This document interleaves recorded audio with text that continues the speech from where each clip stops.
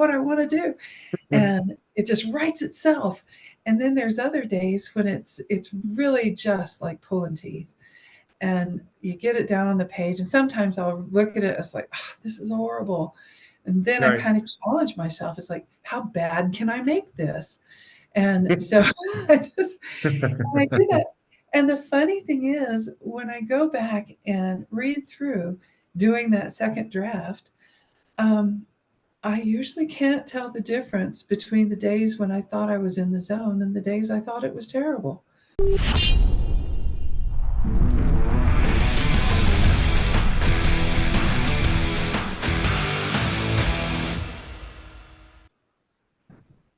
Well, hello and welcome to another edition of the Ronin Leadership Podcast. I trust all of you had a wonderful Thanksgiving with your friends and family, loved ones.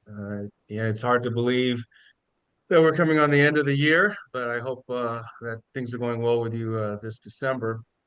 Uh, Very happy to announce that my latest book, Blood Promise, which is a sequel to Full Circle, is now out both in Kindle and on paperback. So you can get it at Amazon.com, or you can find the link on MikeHowardAuthor.com as well. So please pick up a copy. Really appreciate all of you who are supporting this channel. We're close to 1,300 subscribers now, so thanks for spreading the word.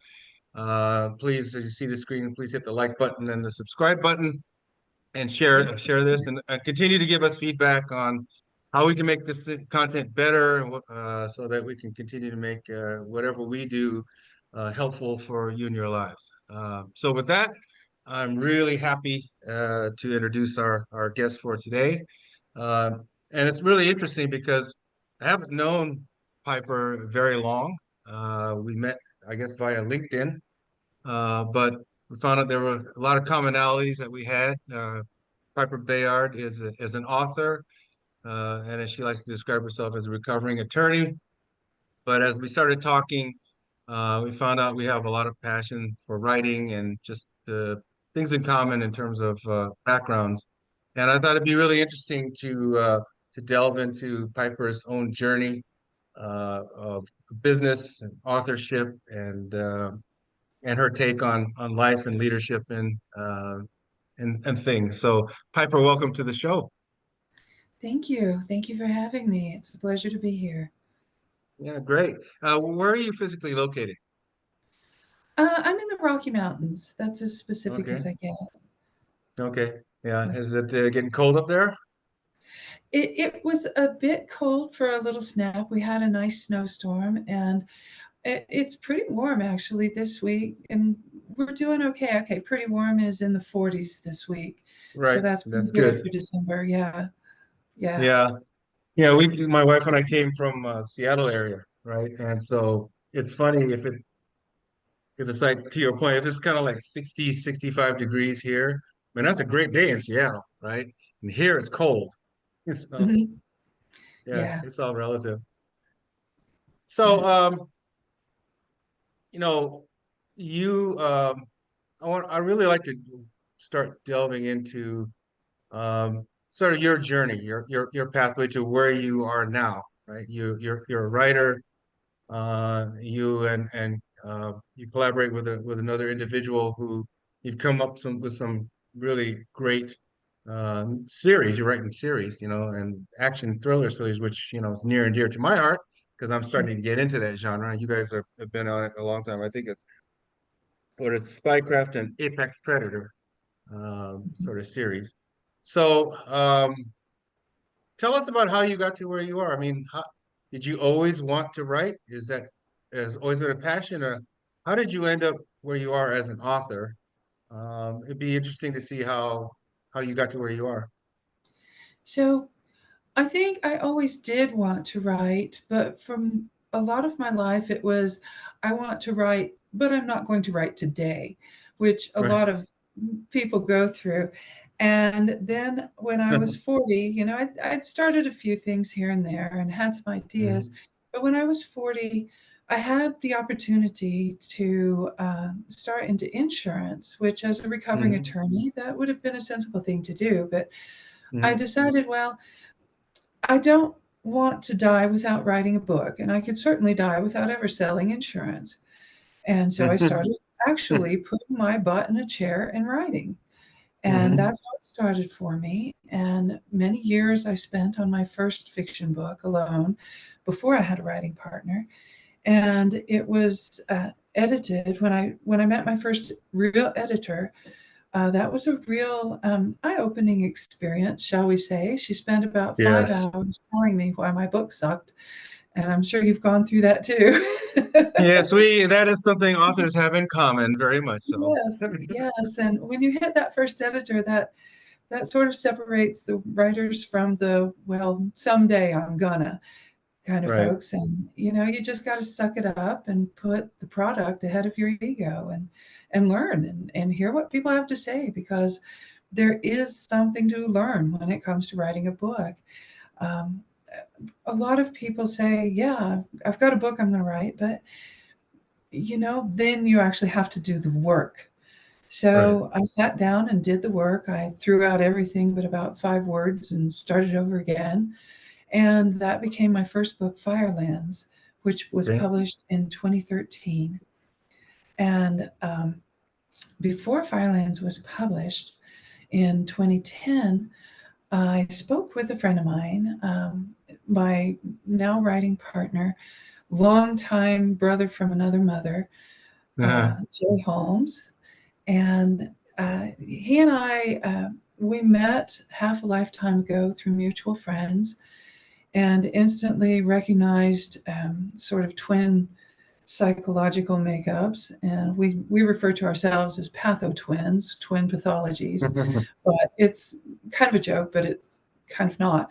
But anyway, um, we've after about 20 years of knowing Jay, I asked him, I said, well, how about you write a book with me? I had already been writing a while now at that point. And I was surprised when he said yes. He's very compartmentalized in his life, so it was kind of just a shot, see if it Hmm. sticks. And sure enough, he said yes. So we started plotting a book together, and shortly after we started plotting a book was the Arab Spring, and I asked him if he would please write an article about it. And he said he would. So he started writing, and he just kept writing. And so we set up Bayard and Holmes website, and we began publishing through our own website and through a company called Social Inn, which had 60 websites. And so we did that. We posted 3 times a week for several years. And after that, we took those posts, those articles, and condensed them into books. And we added to those books and so on. So our nonfiction was born while we Hmm. were simultaneously plotting the fiction. The fiction was kind of, even though we had books finished, we kind of sat on them because it wasn't a good time for those books. And eventually we decided, well, enough of waiting. And we started publishing our fiction. And that is the Apex Predator series. We have one book out, one full length novel out, along with a short novella, which is part of that series. And our second full length novel will be coming out at the end of January next year, The Caiman of Iquitos. So that's where we're at Wow. this point with our writing. Wow. Yeah, there's a lot to peel back, which we will on that journey that you just condensed. Um, there's a lot to peel back here on what you just said, but let's delve back to the very beginning. What led you into the law, and what type of law did you practice before you decided to get out and become a recovering lawyer? So I got into law. I'd made a bit of a mess of my life, and a friend of mine who was in law school was visiting, and she mentioned that, hey, you should go to law school. People talk all day about the kinds of things you like to talk about. And I thought about it, and I decided that that was a good course for me at that point. Like I said, I'd kind of made a mess of my life. I hit that point in my late 20s when a lot of people hit a wall where they realize reality is not what they thought it was. And so Sure. we suck it up and grow up and we make the best and go forward. So I decided that with a technical writing degree, um, law school was really a good option for me. And the path opened up. And so I went to the University of Colorado in Boulder and I studied natural resources law and Indian law. And I really, really liked Indian law, not just because of some of my ancestors, but also because it really shows, it really traces how a government will respond to people when the government wants something from them. Mhm. And it really kind of illustrates a power dynamic that I find somewhat fascinating. So, Indian law was kind of, I wouldn't go so far as to say a specialty, but um, I did study it with intense interest. And Mhm. like I said, also natural resources law. But as life turns out, life is what happens while we're making plans. And Yeah. so I ended up getting married the day after I graduated from law school. And so we started a family about a year after I was married, and which was about 6 months after I finished the bar exam and was admitted to the bar. And um, I decided, well, that I wanted to run a practice from home. I thought I would have a practice and raise my children because I Mhm. really didn't. I wanted them to have my own neuroses. I didn't want to see some stranger's neuroses on them. Right. And I so, like that. I, if somebody's going to mess up my kids, I want it to be me. And Sure, why not? so I recognize that. And so I practiced family law and wills and trusts.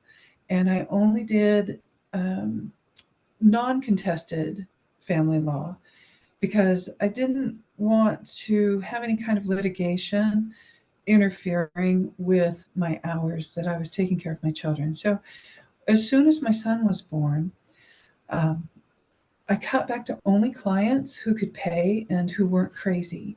And that was about three. And so then after my daughter was born, I just went inactive. And so Hmm. I was a stay at home mom, devoted to that. And I taught dancing at the time also. I was a Wow. professional belly dancer at the time. And Wow. I taught classes and did performances. Not, I didn't like dance in restaurants as a general rule. I did some stage performances in conjunction with my classes. And so then when the kids got to school, that's about when I was 40 and I started writing. So Wow. You've done a lot of different things in your life. I have a lot of interests. I'm kind of eclectic, Yeah. yes. And So when it comes to the actual writing, and you and I chuckled about this obviously earlier. I had the same situation where I started working with this woman named Judith Briles, the book shepherd they call her. She's in Colorado. But yeah, it was the same thing. I took advantage of COVID and I took a leadership a PowerPoint that I used to give, speeches with when I was at Microsoft and even afterwards. And I turned that into what I thought was a really good leadership book. And it's like you said, it's like you're lucky. You had maybe what, 5 sentences or 5 words. I had maybe four. I mean, it was just like, you know, I think the only thing that saved me was I watched a lot of Masterclass, and watched a lot of like Walter Mosley, David Baldacci, a lot of these authors that, as you know, go through the same journey, right? And then you learn. So from your optics, so once you started writing again, like your approach to writing, like everyone's different. Do you do you outline first? Do you come up with characters first? How does the thought complex between you and Mr. Holmes, how does that work when you're thinking about a story? so we come up with characters first because characters help write the plot. And Hmm. I mean, if you really know your characters and you just kind of put the spiders in a bowl and watch what they do. Hmm. And so, like I said, I first asked him to write together with me. And so together we developed the plot. We talked about characters, and based on those characters, we developed a plot that we felt was reasonable. Hmm. And when we write together, um, it's kind of an interesting dynamic. It's our stories together that we plot together, and then I'm the one who puts the words on the page, and he's my Google, so to speak. Right. So, for example, if once I told him, I said, we need to blow up this really big structure like the size of the Hoover Dam. And he's like, "Oh, you think I can do anything?" And I said, "Well, yeah, yeah, kind of." And so he said, "Okay, give me give me some time. Let me think about it." So he called me back the next day and he said, "Okay, this is what we're going to use to do it. We'll use this kind of bomb design because it sounds feasible loosely to someone who doesn't really know, and yet nobody could actually use it to blow up this structure." And because we Hmm. are writing handbooks for terrorists here, Right. and Yeah. so, um, and he also sent me a link to an open source of the blueprints of the actual inside of the structure where we would be putting this bomb. And Hmm. he told, and he said, okay, and this is how we can deliver it to that spot, etc. So that's kind of how we work together in that way. And also, we're we're good working together because we have different areas of expertise. We're Hmm. both pretty strong personalities, and we're both used to taking charge. But because we're experts in, well, hesitate to call myself an expert at anything really, um, but we have experience doing completely different things, and Right. that helps because it adds, but it also helps us to dial each other back. So, for example, we were on his patio once when I was telling him, okay, our protagonist, John Vieira, he's in a marketplace in Quetta, Pakistan, and he's just noticed that two really bad guys are following him. And so, what would you do? And he said, well, um, I'd slip down a side street and duck into a doorway so that they would walk past me. And then I'd get up behind them and I would. And he proceeded to, in a very extremely graphic way, describe exactly what he would do to eliminate one of those people and to get the other one to tell him who they were working for and why they were there. And I was like, by the time he finished, I was kind of like, okay, um, I think maybe we need to soften that a bit for the readers. And it's so funny because he's like, what? Softer than that? And so, Yeah. so like I dial things back a little bit because, it's a wonderful thing and a credit to people like you and to like Holmes that most Western readers really would be taken aback at the sorts of things that really do happen in real life and that people have to do in real life. And so, certainly kudos to you and to Holmes for that. So I dial him back a little bit, and then also he does the same for me. I'll like Hmm. I'll write a scene with our team without consulting him because sometimes I can't get a hold of him, and that's just fine. He Sure. does what he does, and that's the way it is. And so I'll just go ahead and write something. And most of the time we're in agreement, but sometimes he'll look at it and he'll be like, what is this, My Little Pony that we're writing now? And which doesn't bother me because we Right. we we're just fine with each other the way we are. And he'll let Right. me know, no, that would never happen in real life, and people would never say those things. And no, we got to start over with this. So that's Yeah. kind of how we work together in it. If we ever actually have a disagreement, which very rarely we do, but when Hmm. we do, um, we'll talk it through and I'll say, look, the book really needs for something like this to happen. And he'll be like, no, I'm not okay with that. That can't happen. So we just talk it through until we find something that does satisfy both of us. And I think it makes Right. our writing better because of it. Yeah, that's great. Yeah, you have to have that give and take and the honesty and transparency, right, Mhm.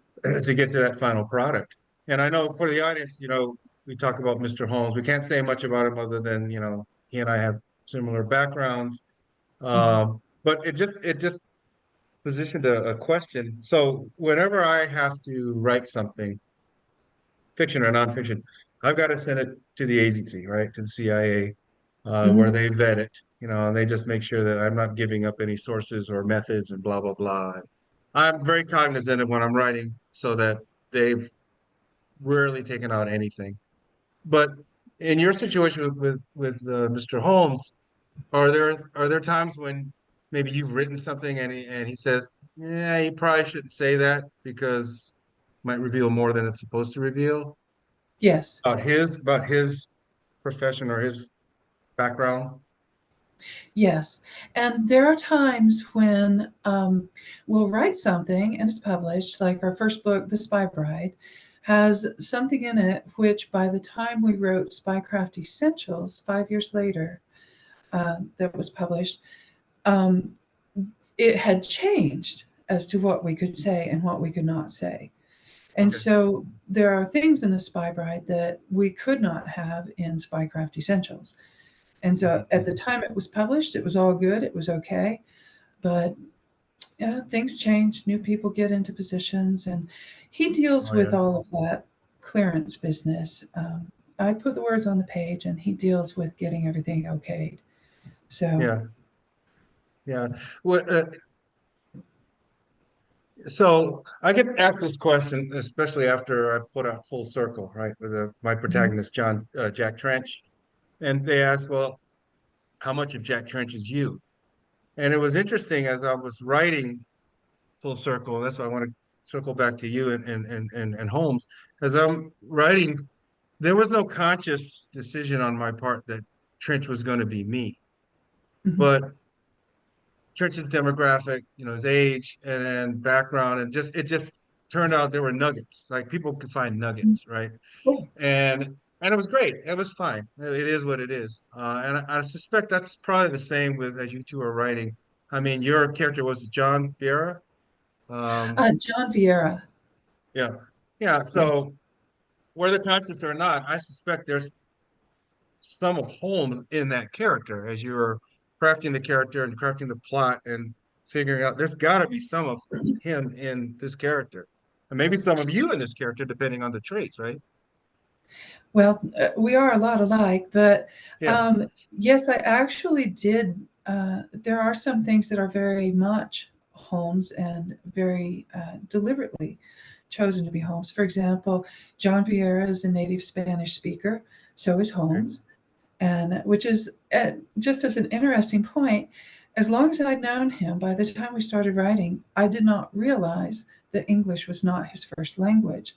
It was Wow. only when I started editing his work and I'm reading it and I'm realizing this is not the writing of a native English speaker Hmm. because he was writing it in Spanish and then translating it in his head. And I knew the moment he started writing originally in English, thinking it in English first and not translating it. So, Right. yes, John Vieira is a native Spanish speaker, like Holmes is. Um, and he is married. Holmes is Hmm. married. A lot of his snarkiness is very much Holmes. Yeah. Holmes is quite a snarky fellow. He's known for that, in Yeah. fact. He's a New Yorker. John Vieira is a New Hmm. Yorker. I say Holmes is a New Yorker, but like I said, his native language is Spanish. He's from a very Spanish culture. So um, I'm from also a Spanish culture. I grew up in New Mexico, which has a very Oh, Spanish based culture. And right. I think that similarity helps us get past the fact that he's a New Yorker and I'm from the Mm. Southeast. And sometimes his New York charm and my Southern Hmm. efficiency don't mesh well together, but that Spanish culture is common between us. Right. So, I does that answer your question? Yeah. Oh, it does. It does. Um, when when you're thinking about your plots, collectively, um, do you or do you let it happen organically, the plot? You've got the character set, and you may introduce some new characters along the way, depending on what's happening. But do you already know how it's going to end, or do you just let it happen as you're writing?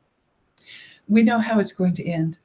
Okay. We there are about 8 plot points that we use, and that's where we start. We start, okay, this is the normal world. This is what happens. This is the first response. This is the hero's journey plot points. And so we know what the ending battle is before we start filling in all the pieces. So we Hmm. build the house, so to speak, in terms of knowing what these plot points are. And then we put in the walls, we put in the windows, and Sure. then last of all, we put in the furniture and the curtains. And so that's big picture down is how we go. Right.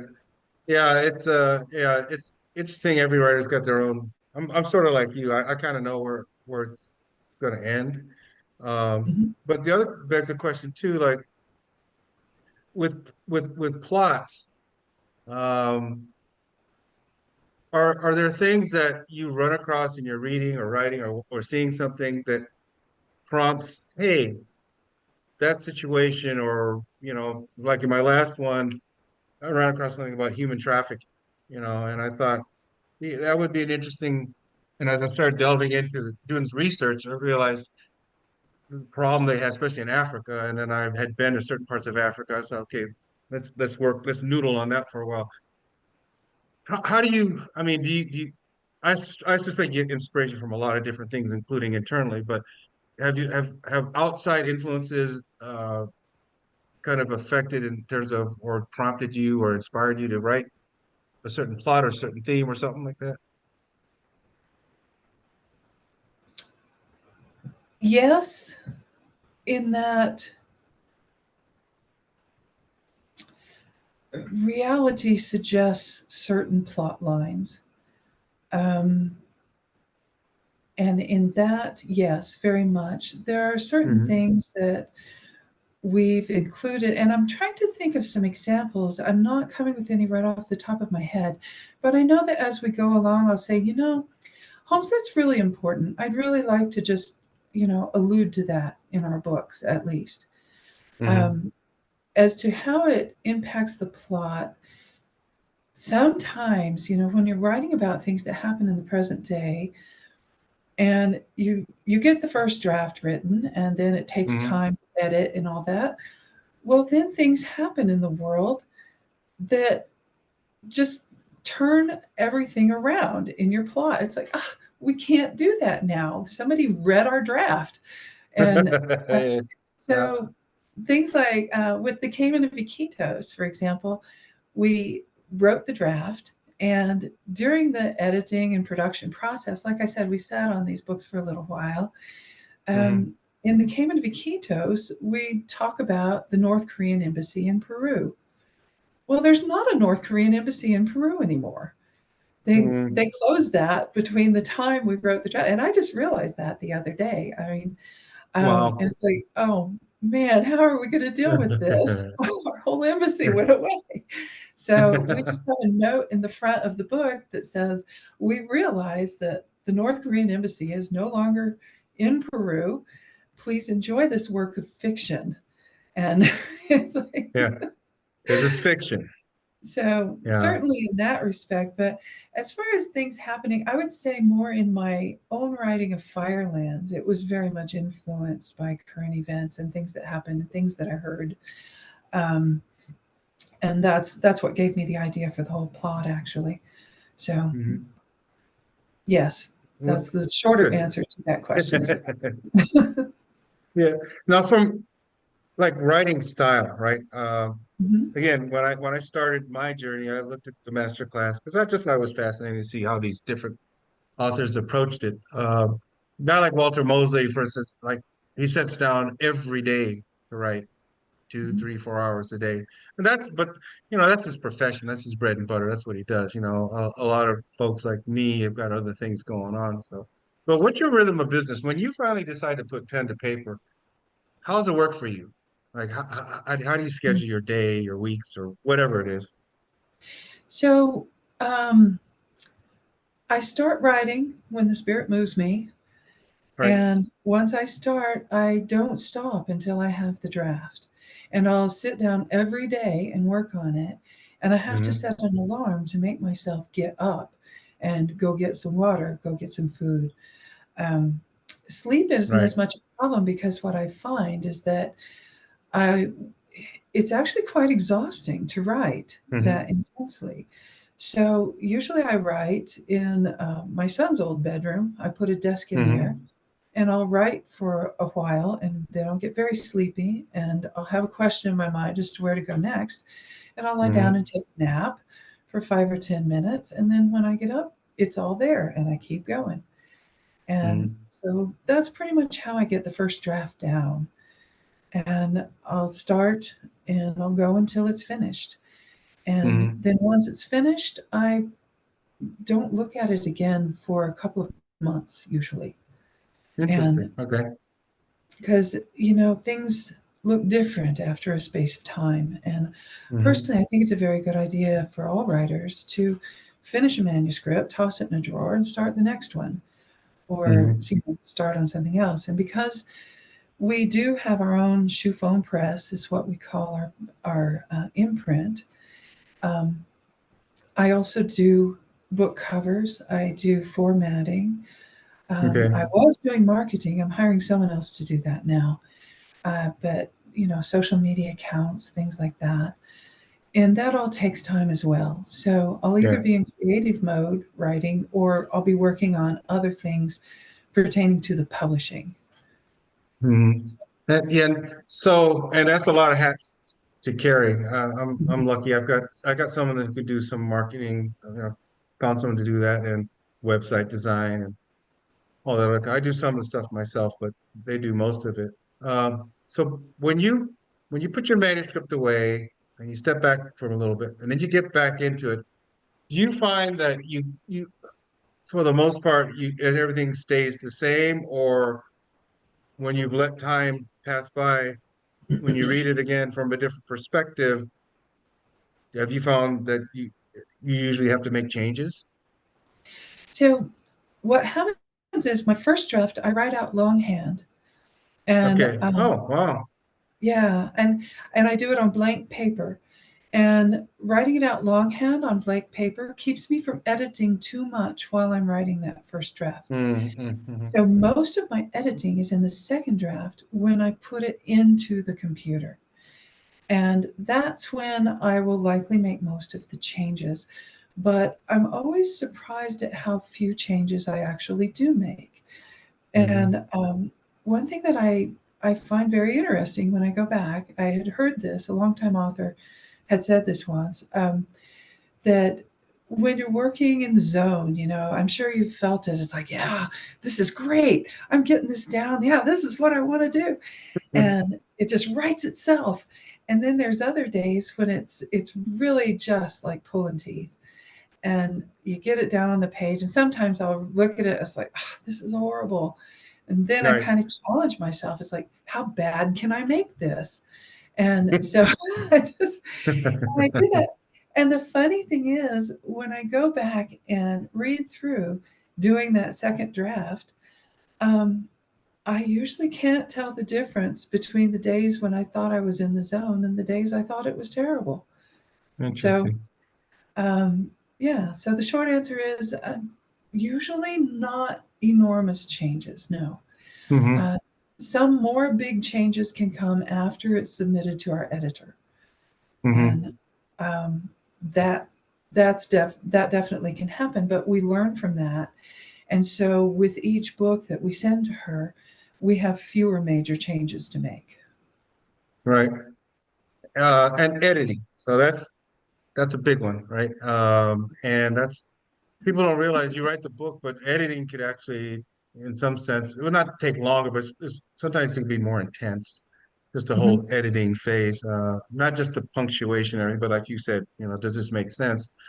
Um, how long does it normally take you nowadays, when you get it to the editor?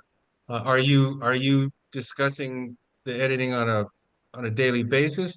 Or does he or she get it and then they kind of noodle on it for a while and then get it back to you and then you meet, you kind of figure out, what you're going to keep in and how do you deal with disagreements where she or he wants to change something and you say, no, that has to stay.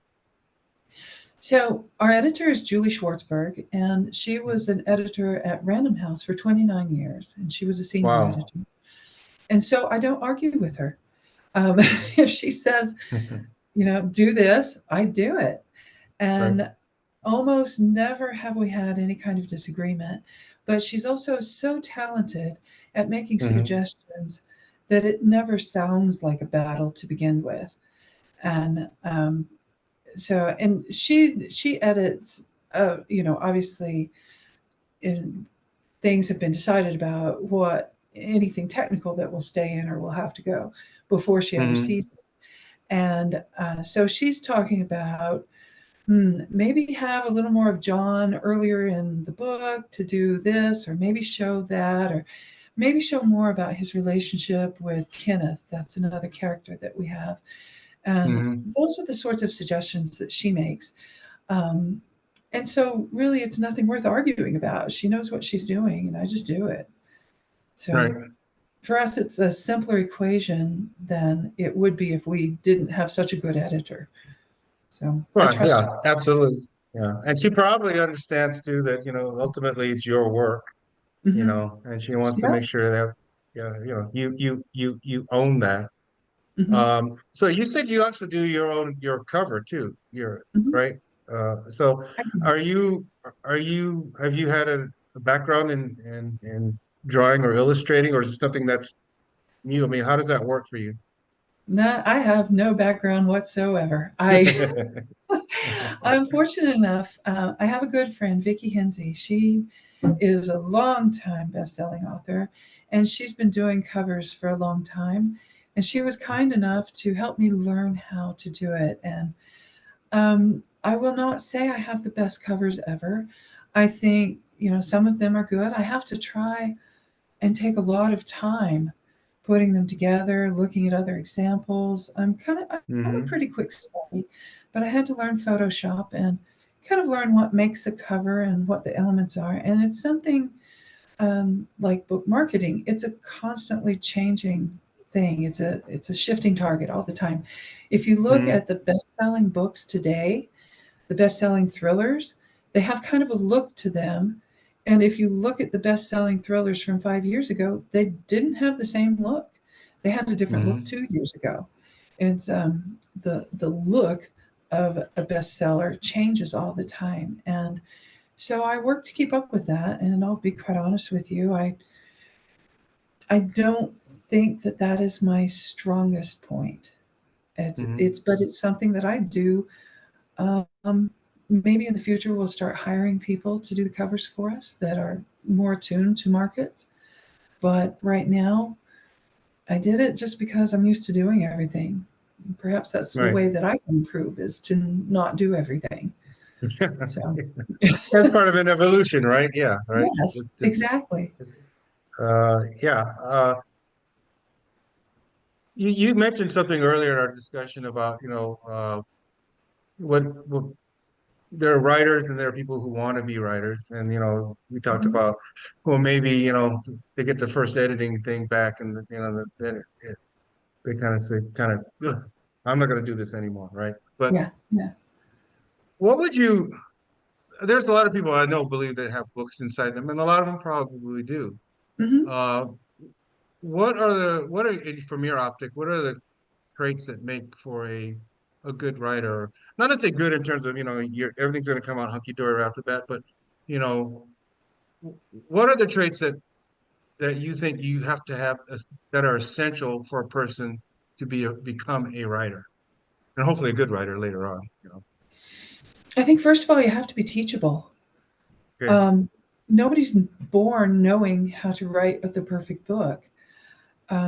We learn by reading books. We learn by thinking about the books that we like, to Hmm. breaking down what do we like about this book. I mean, one of my biggest influences is the Harry Potter series. I mean, Really? I love how she does settings.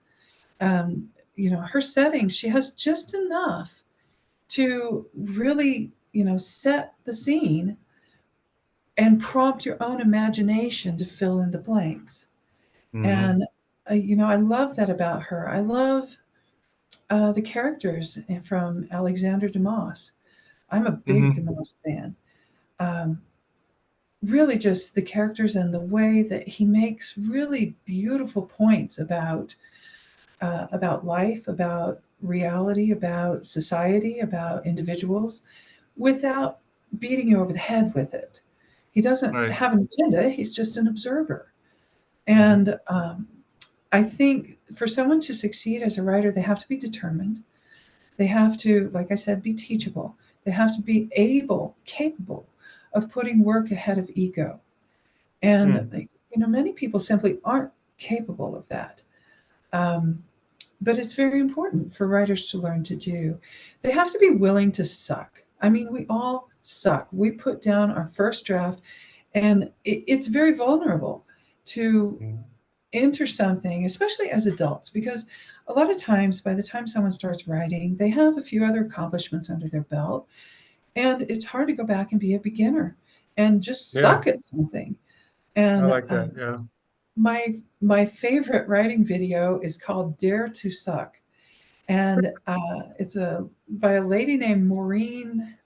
I forget her last name, and that's wrong of me. I'm But gonna write this down. yeah, it's great. It's Dare to Suck. And she points out, first drafts are made to suck. That is their job. They're there to suck. And Hmm. you wouldn't go out and buy a violin and stand out on expect to go to Carnegie Hall and give a concert the next day. No, you Right. have to suck first, and then you have to practice and get better and better and better. And it's said that the first million words are the apprenticeship. Hmm. And I think there's a lot of truth to that. And you have to be willing to put into the work. I mean, Yeah. you look at anybody who's at the top of well, I'll say who's a great writer, because not all great writers actually get acknowledged for their great writing. Um, Right. and sometimes people are on bestseller lists that leave the whole author world saying, "What?" Um, there's Yeah. I know, Yeah, right. who did they know? Um, but yeah, and you have So to there's just keep showing yeah, up and putting and words keep on the plugging page. away. Yeah. Yeah. There's a lot of great authors that won't make the Times bestsellers. There's a lot of things that go into Mhm. that Right. um, as well. But a lot of the ones that I like, I mentioned before that I like, because I like you, I like the action thriller genre, Mhm. and they spent years and years and years at their craft, being Yep. rejected by legions of editors and houses before someone said, that's pretty good, right? Right. Right. Uh, there's very few people like Lee Child. When he tells his story, he wrote the first Jack Reacher thing and seemed to just take off, right? It was just the stars were aligned, but that doesn't happen Mhm. usually. Yeah. No. No. Yeah. No. My good friend James Rollins, he Oh, yeah. got something like 52 rejections before someone um, accepted his manuscript and published him. Right. He's one of the biggest authors ever now. And Yeah.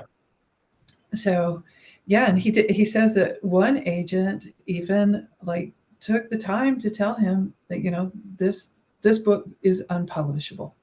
You know, Hmm. it was they made a little note at the bottom of the boilerplate rejection letter. This is unpublishable. He tells it better than I do, so I won't tell any more of his stories. Yeah. But the point is that he suffered a lot of rejection, but Sure. now he's a really big name author. So, Yeah. So one other question, I'm in the category of you are independent, right? You're mhm. an independent author. Have you ever gone down the traditional publishing route? And if so, what was that like? But if not, why not? Why do you stay independent? Especially, you've done this longer than I have. You know a lot of people in the industry. Why are you staying independent? A couple of reasons. First of all, with our nonfiction, we need to be indie authors for security reasons.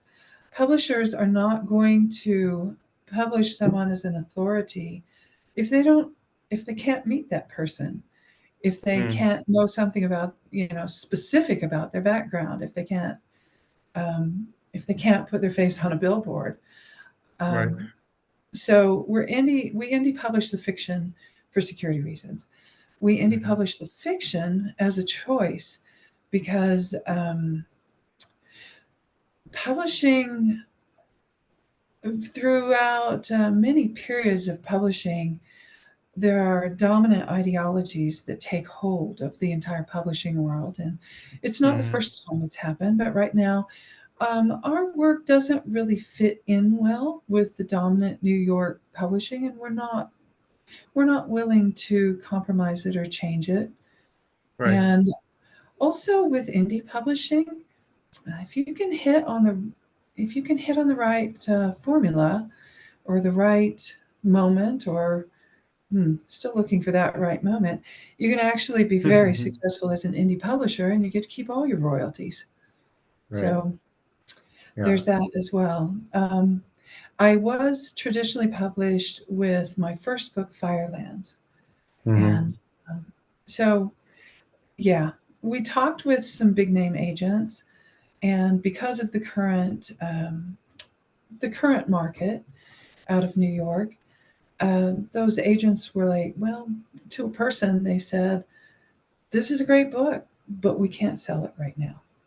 So, Wow. Interesting.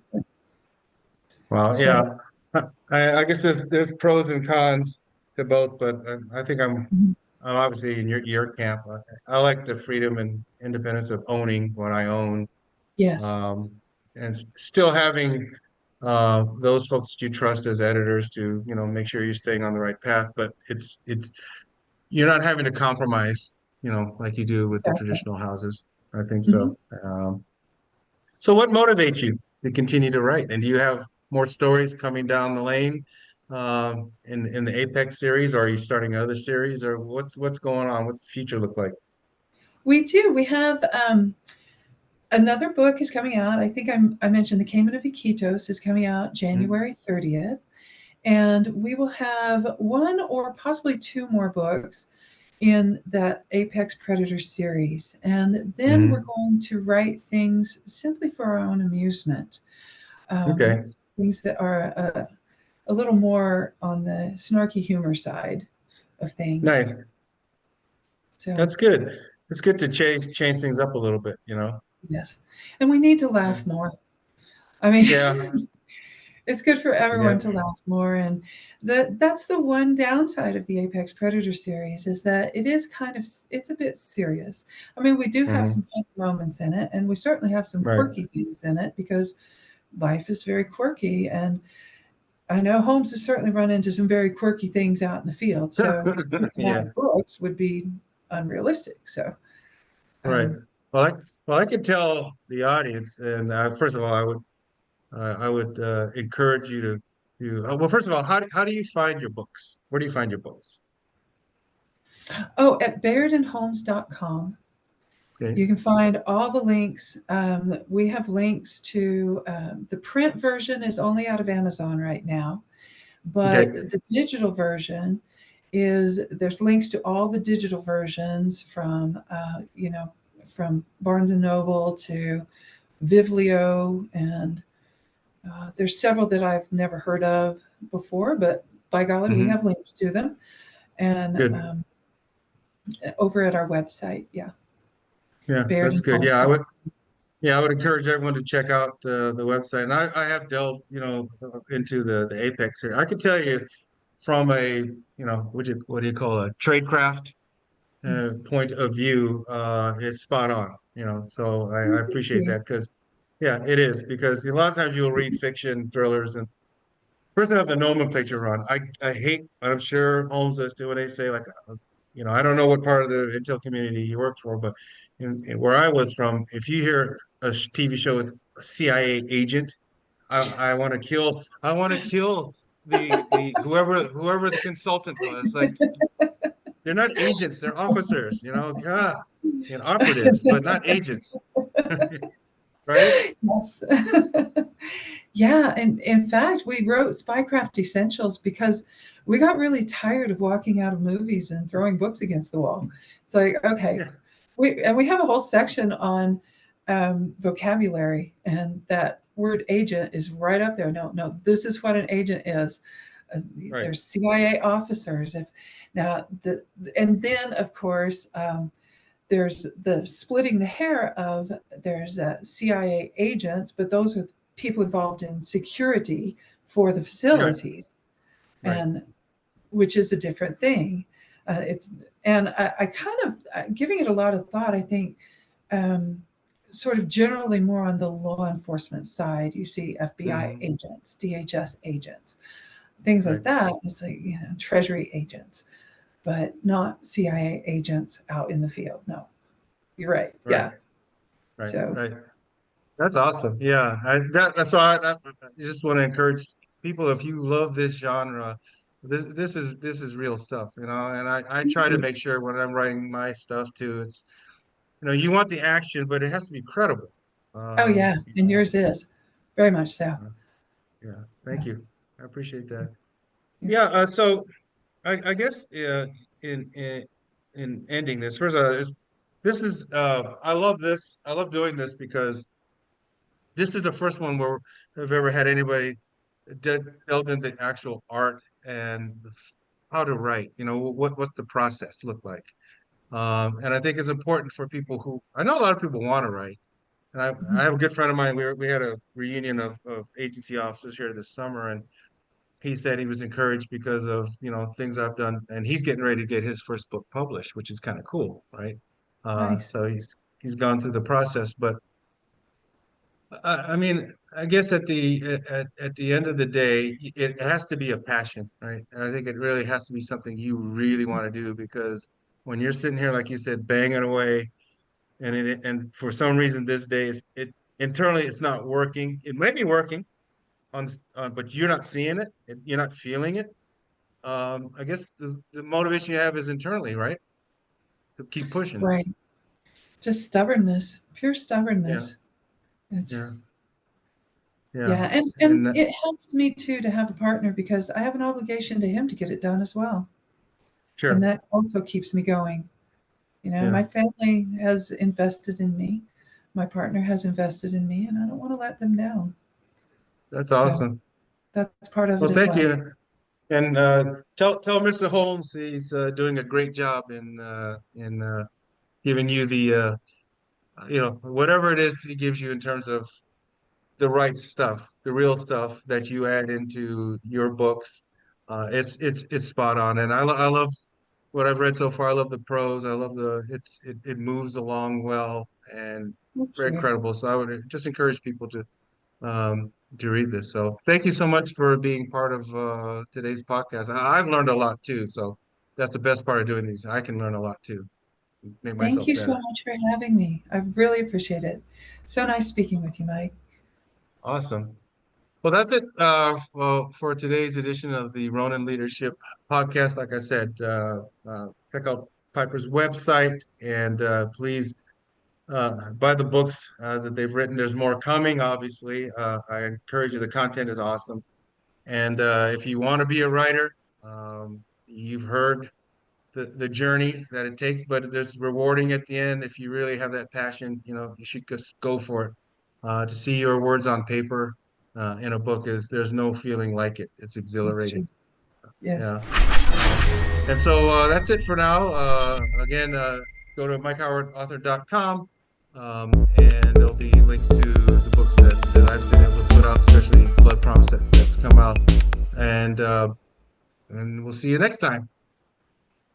I'm going to stop recording here. Let's see.